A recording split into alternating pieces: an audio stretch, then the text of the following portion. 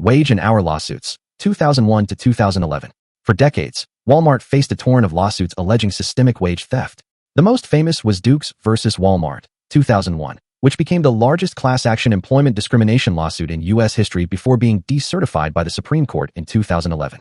Countless other suits alleged the company forced employees to work off the clock, erased hours, and denied legally mandated meal and rest breaks. These lawsuits painted Walmart as a corporation prioritizing cost-cutting over labor rights, disproportionately hurting its lowest-paid workers. Beyond paying millions in settlements, Walmart's reputation as an exploitative employer solidified in public discourse. The wave of lawsuits also pushed conversations in Congress and state legislatures about stronger labor protections, with Walmart frequently cited as the prime example of why reform was needed. Even today, labor activists use these cases as a rallying point in their fight for fair wages and better working conditions across the retail industry. Before continuing to the video, please like, share, and subscribe if you love watching these types of videos, because many exciting ones are coming. Also, I've hidden one intentional mistake in this video. Let's see how many of you can spot it. Drop your answers in the comments. I'll be waiting. Let's start. Mexican bribery scandal, 2012. In 2012, a New York Times investigation revealed that Walmart de Mexico had engaged in a vast bribery campaign, systematically paying over $24 million to Mexican officials to fast-track building permits and zoning approvals. The real scandal, however, was the cover-up. Walmart's top U.S. executives, including then Vice Chairman Eduardo Castro Wright, were alleged to have known about the bribes and deliberately stifled an internal investigation. The revelations triggered a years-long federal investigation under the Foreign Corrupt Practices Act, FCPA, resulting in Walmart paying nearly $300 million in fines. This scandal severely damaged the company's reputation for integrity and showed how corruption at an international level could directly tie back to the Walton Empire. It also sparked global scrutiny of Walmart's overseas operations, raising questions about whether similar tactics were used in other countries. For many, it became a defining example of how far a corporate giant was willing to go to dominate foreign markets. Opioid crisis liability, 2022. In 2022, Walmart faced massive lawsuits from states, cities, and Native American tribes for its role in the opioid epidemic. The claims argued that Walmart pharmacies, under corporate pressure, filled suspicious and illegitimate prescriptions for opioids at an alarming rate, failing in their duty to act as gatekeepers against abuse. Alongside major pharmaceutical companies, Walmart was accused of fueling one of the deadliest public health crises in U.S. history. To resolve the lawsuits, Walmart agreed to a $3.1 billion national settlement, a staggering admission of its complicity in a crisis that has claimed hundreds of thousands of lives. The case highlighted how profit-driven policies at one of the world's largest retailers could contribute to widespread social devastation. It also sparked debate about corporate accountability in healthcare, with critics arguing that Walmart prioritized sales volume over safety.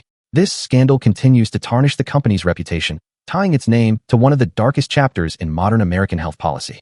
Anti-union aggression, 1980s, present.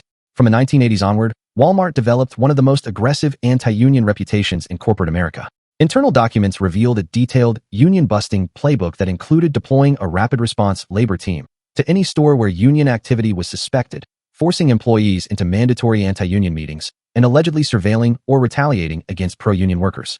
In several documented cases, Walmart was even found guilty of unlawfully closing departments or entire stores after employees successfully unionized. This aggressive stance effectively ensured that Walmart, despite being one of the largest private employers in the world, has virtually no union representation in its U.S. stores. The strategy allowed the company to maintain strict control over wages and working conditions, keeping labor costs as low as possible. However, it also cemented Walmart's image as a corporation hostile to worker rights, sparking decades of public criticism and fueling labor activism across the retail sector. The legacy of these tactics remains visible today, as Walmart is still viewed as the ultimate symbol of anti-union corporate America. Family takeover and estrangement, 1985. In 1985, following the death of Walmart founder Sam Walton, a deep rift emerged within the Walton family. His youngest sons, John and Jim Walton, orchestrated a complex financial maneuver to buy out the shares of their older brother, Bud Walton, and his daughter, Kroenke. While publicly described as a friendly takeover, Bud's branch of the family felt their stake was undervalued, interpreting the move as a calculated power play to consolidate control among the other siblings.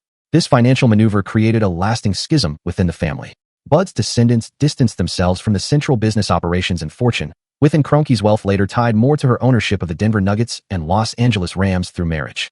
The rift revealed how even a $100+ billion empire could not shield a family from division and mistrust. Beyond the personal drama, the takeover demonstrated the Waltons' determination to maintain tight, centralized control of Walmart, a principle that has shaped the company's governance and expansion strategy for decades. Retaliatory shooting lawsuit, 2021. In 2021, Walmart was rocked by a shocking lawsuit filed by Thomas Mars, a former top security official and ex-Arkansas State Police director who had also served as Walmart's general counsel. Mars alleged that he was fired after refusing to participate in an illegal scheme. According to his claims, the company wanted him to orchestrate a retaliatory shooting against a shoplifting suspect who had assaulted a store employee, a move he interpreted as a directive to use extrajudicial lethal force.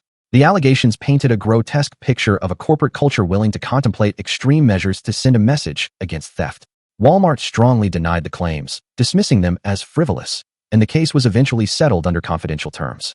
Even without a public verdict, the lawsuit raised chilling questions about Walmart's internal security practices and the pressure executives may face to protect the company's image at all costs. It underscored the dark extremes of corporate power when discipline and deterrence override legal and ethical boundaries. Gender discrimination, 1970s, present. Since the 1970s, Walmart has faced a long history of allegations and lawsuits over gender discrimination. Women consistently reported being underpaid compared to men in the same roles and being passed over for promotions into higher-paying management positions. This pattern came to a head in Dukes versus Walmart, which became the largest employment discrimination class action lawsuit in U.S. history before being decertified by the Supreme Court in 2011. Yet, countless individual cases and internal data supported claims of systemic bias against female employees. The controversy revealed a corporate culture often described as a good old boys club, where opportunities for advancement were unequally distributed. Beyond tarnishing Walmart's public image, the issue highlighted how one of the world's largest employers perpetuated structural inequality for decades. Even today, the lingering legacy of these practices shapes public and employee perceptions of Walmart, making it a cautionary example of what happens when corporate growth outpaces social responsibility. The case remains one of the most significant markers of gender inequality in the modern workplace. Small-town America impact, 1980s, present. Since its rapid expansion in the 1980s, Walmart has been heavily criticized for devastating the economies of small towns across the United States. When a Walmart supercenter opens, long-established local businesses, grocery stores, pharmacies, and hardware shops often cannot compete with its aggressive pricing. As these stores shut down, small towns lose not only jobs, but also community hubs that once formed the backbone of local life. The effect has been described as creating ghost town, main streets, where independent businesses disappear and economic vitality shifts away from the community into Walmart's corporate headquarters in Arkansas. Studies have shown that while Walmart may bring lower prices, the long-term costs include reduced local entrepreneurship, lower overall wages, and weakened community ties. For many critics, this phenomenon represents a transfer of wealth and identity from small-town America to one of the richest families in the world. The Walton family's fortune, built in part on these dynamics, is often cited as a symbol of growing inequality in the U.S. economy. Tax havens and avoidance, 2000s, present. From the 2000s onward, Walmart has been repeatedly accused of using complex tax avoidance strategies to minimize its obligations in the U.S. and abroad. Investigations uncovered the company's use of intricate real estate investment trusts, REITs, and offshore tax havens, allowing it to save billions while reporting record profits. At the same time, many of Walmart's low-wage employees relied on public assistance programs like Medicaid and food stamps, effectively shifting the cost of supporting workers onto taxpayers. This paradox has fueled sharp criticism. While the Walton family is among the wealthiest in the world, their company's financial strategies are seen as draining public resources and weakening the tax base. Critics argue that this system allows Walmart to maintain artificially low prices and expand aggressively at the expense of broader society.